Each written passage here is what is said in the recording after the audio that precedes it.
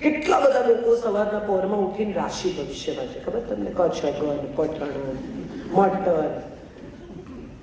કેટલા બધાને મંગળ નડે, બુધ નડે, ગુરુ નડે, વીટીઓ પહેરે, ગળામ પહેરે, વાર કરે. તમે વિચાર કરો, જે અહીંથી દેખાતો નથી નરી આંખે, એ તમને કેવી રીતે નડે? અને દાખલા તરીકે એને નડવું પણ છે તો એક મંગળ કેટલાને નડે? આપણે તો એટલા બધા છીએ, અબજો લોકો. આ અબજો લોકોને નડવા માટે મંગળે બીજું કંઈ કરવું જ ન પડે. એટલે સવારથી આઈડેન્ટિફાય કરવા પડે કે આ ને આ આટલા નડી સાથે. એ સિવાય એને કોઈ કામ કરવાનું રહે જ નહીં. નડે છે શું? આ ગ્રહો નથી નડતા, આ ગ્રહો નડે છે, પૂર્વ ગ્રહો નડે છે, હઠાગ્રહો નડે છે, દુરાગ્રહો નડે છે. એ ગ્રહો તો બિચારા એમનું કામ કરે છે. આ સવારે તમે જે રાશિ ભવિષ્ય વાંચો છો, બધા જ વાંચતા છે, ઘણા બધા વાંચો. અને રાશિ ભવિષ્ય વાંચ્યા વગર તો ઘણા દિવસે શરૂ ન કરે કે આજનો મારો દિવસ કેવો છે જોઈ. ખોટું કામ કરવું નહીં, આજે ક્યાંય સહી કરશો નહીં. તે એટલી હદ સુધી સહી ન કરે કે પોસ્ટકાર્ડ લખીને કોરો નથી કે આજે ક્યાંય સહી ન કરશો એવું લખ્યું છે, પોસ્ટકાર્ડમાં સહી નહીં કરવાની. મજાની વાત એ છે કે આ રાશિઓ ઉપર જો તમે વિચાર કરો તો તમને સમજાય કે કૃષ્ણ અને કંસની રાશિ એક છે, રાધા અને રૂકમણીની રાશિ એક છે, રામ અને રાવણની રાશિ એક છે, શબરી અને શૂરપણખાની રાશિ એક છે, રાધા અને રૂકમણીની રાશિ એક છે. બધાનું નસીબ એક છે. કયો જ્યોતિષ તમને ક્યાં શું શીખવે છે? આ ધર્મગુરુઓ, આ તમામ લોકો જે આપણને મુક્તિ આપવાની વાત કરે છે, એ ખરેખર પોતે મુક્ત છે કે નહીં એ તો તપાસ કર. હમણાં એક જગ્યાએ લગ્ન હતા, આ તો છાપામાં આવેલો કિસ્સો છે. ફોટોગ્રાફર્સ બધા રાહ જોતા હતા અને એક ગાડી આવી, એમાંથી એક બહેન ઉતર્યા. એટલે ધડાધડ ફોટોગ્રાફર્સ બધા ફોટા પાડવા માંડ્યા. એટલે કન્યાનો બાપ દોડતો આવ્યો ને એને કહ્યું કે ઉભા રહો, આ નથી કન્યા, આ તો રાધેમાં છે. શોર્ટ સ્કર્ટ પહેરીને જે સ્ત્રી ફોટા પડાવે, જે માણસ કોઈ યુવાન છોકરી પર બળાત્કાર કરીને જેલમાં જાય, જેના દીકરાની એવી વિડીયો કરે કે જે પોતે નગ્ન છે, બાકીની સ્ત્રીઓ નગ્ન છે, અને એ ખેલ કરે છે, રાસ લીલા કરે છે, એ ગુરુ છે આપણે? એ દિશા બતાવે છે? એ શું શીખવે છે આપણને? અને આપણે કેટલા શાંતિથી, આપણામાંના કેટલાય લોકો ત્યાં જઈને હજારોની સંખ્યામાં એના દરબારમાં બેસે છે. લાલ ચટણી ખાજો, લીલી ચટણી ખાજો, ભૂરી બેગ વાપરો, લાલ બેગ વાપરો. આપણા પુરાણો પાસે અદ્ભુત શક્તિ છે.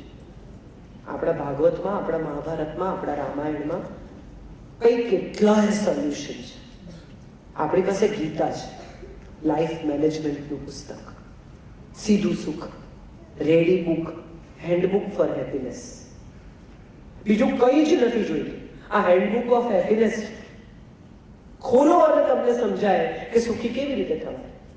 અને સાહેબ, એક સંસારીએ બીજા સંસારીને કહી છે, બંનેની એકથી વધારે પત્નીઓ છે.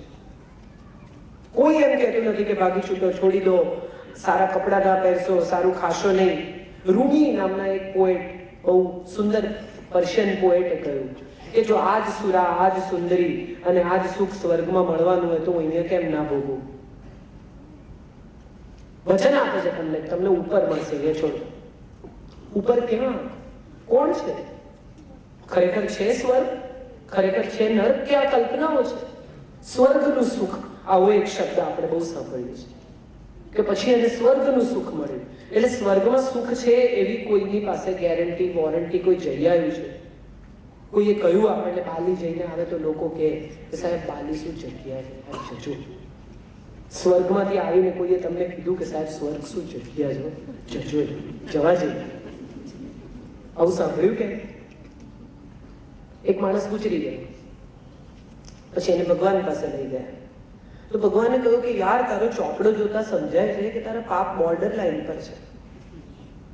અમે તને પસંદ કરવાની તક આપીશું, તારે નર્કમાં જવું છે કે સ્વર્ગમાં જવું છે. એટલે પેલા માણસે કહ્યું કે દેવું બતાવો યાર, હું જોઈને પસંદ કરીશ. એટલે એને નર્કમાં લઈ ગયા પહેલા બતાવવા. તો નર્ક તો જબરજસ્ત જગ્યા, બધી જાત જાતની ત્યાં દારૂના પીઠા અને ટૂંકા ટૂંકા કપડા પહેરેલી છોકરીઓ ને બધા નાચે ને ગાય ને આનંદ ને લાઈટો ને અદભુત બધી અવેલેબિલિટી.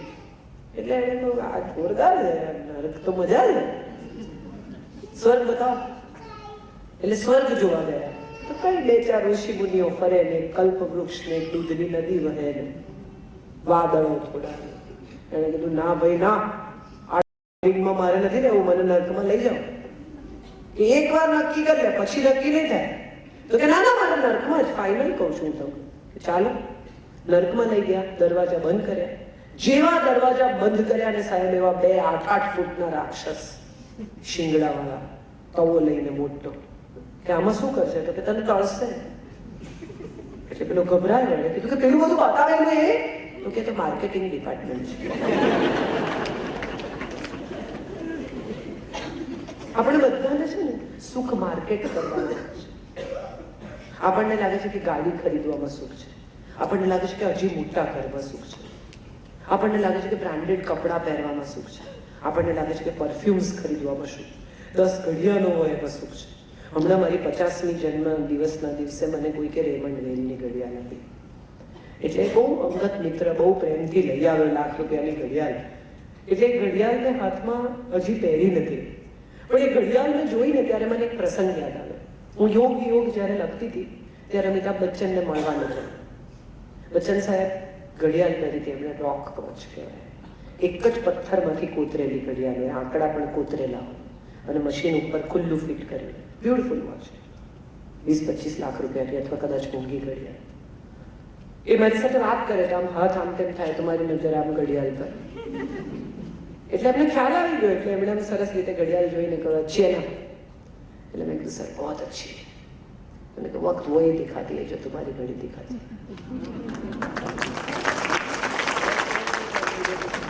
તમારી પાસે 50 ઘડિયાળ હોય ને સાહેબ તો એ કાંડે તો એક જ પહેરાય. તમે 2 કાંડે 2 ઘડિયાળ પહેરીને ના નીકળી શકો.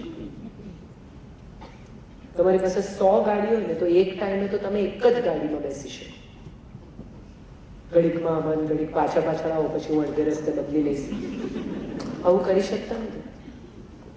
અને ગમે તેટલી ઘડિયાળો બદલો ને એનાથી સમય નથી બદલાતો, પણ જો તમારો સમય બદલાયો ને તો અચૂક તમારી ઘડિયાળ બદલાઈ જાય. એની મજા છે,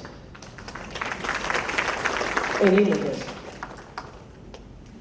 તમે કાંડે સમયને બાંધો છો અને તમે એમ માનીને ચાલો છો કે આ સમયને મેં બાંધ્યો છે, પણ એકચ્યુઅલી સમય તમને બાંધે છે. મહાભારતનો એક બહુ અદભુત પ્રસંગ છે. યુધિષ્ઠિર રાજા થયા પછી રોજ દાન આપે, ભિક્ષુકોની લાઈન લાગે. એક છેલ્લો ભિક્ષુક બાકી હતો અને યુધિષ્ઠિરે કહ્યું કે તું યાર કાલે આવજે, મારે દરબારમાં જવાનું મોડું થાય છે. એટલે ભિક્ષુક તો બિચારો પાછો જતો. એટલે ભીમ મળ્યા. એટલે ભીમે પૂછ્યું કે શું તમે કેમ ખાલી હાથે જાય છે? તો કે રાજાજીએ કહ્યું કે કાલે આવશે. એટલે ભીમ દરબારમાં ગયો, બધા બેઠા હતા. એની વચ્ચે ભીમે કહ્યું કે વાહ મોટા ભાઈ તમને પ્રણામ, તમે કાલ પર વિજય મેળવ્યો. યુધિષ્ઠિર કે હું સમજો નહીં. તો કે તમે જે ભિક્ષુકને જવાનું કહ્યું એ ભિક્ષુક કાલે જીવતો હશે અને તમારી પાસે દાન માંગવા પાછો આવી શકશે એની તમને ખબર છે. તમે પણ જીવતા હશો અને એને આપવા માટે તમારી પાસે ધન પણ હશે એની પણ તમને ખબર છે. અને કાલ પડશે ત્યારે આપણે બધા આમના આમ અહીં હસ્તિનાપુરમાં હોઈશું એવી પણ તમને ખબર છે. કેટલી મોટી વાત છે. તમે તો કાલ પર વિજય મેળવી લીધો. આવતીકાલનું પ્લાનિંગ આપણે કેટલા આનંદથી કરીએ છીએ. હમણાં નથી જવું યાર બાલી, હમણાં નથી જવું ઇન્ડોનેશિયા, હમણાં નથી જવું અમેરિકા, મે મહિનામાં જઈશું.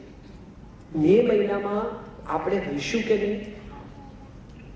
આ બ્રન્ટ આપણને ઘૂસવા દેશે કે નહીં? આ બધા સવાલો છે. હવે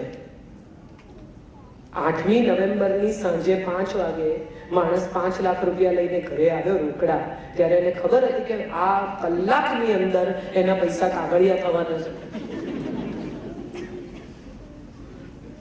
5 જ મિનિટ, 8 માં 5 અને 8 ને 5, એની વચ્ચે જેટલા પૈસા જેટલા લોકોના કબાટોમાં હતા એ બધા કાગળિયા થઈ ગયા. ધડાધડ લોકોએ બેંકોમાં ભર્યા અને પતિ પત્ની વચ્ચે કેટલા રહસ્યો ખોલ્યા. હમણાં મારો કઝિન બહુ સરસ મને કે અંદરથી એમ કે આવી તારી ભાભી, અને મને કહે છે એક વાત કહું. એટલે મેં તરત એને પૂછ્યું કે કેટલા છે, આપી દીધી. મજાની વાત એ છે કે આપણે બધા નાની નાની વસ્તુઓના સુખ ભૂલી ગયા છે, નાની નાની બાબતોના સુખ ભૂલી ગયા છે. આપણે બધાને લાગે છે કે મોટું ઘર એ સુખ છે. જાવેદ અખ્તરનો એક બહુ સરસ શેર છે कि तेरा और मेरा बस एक ही गम है, तेरा और मेरा बस एक ही गम है, हर घर में एक कमरा कम है.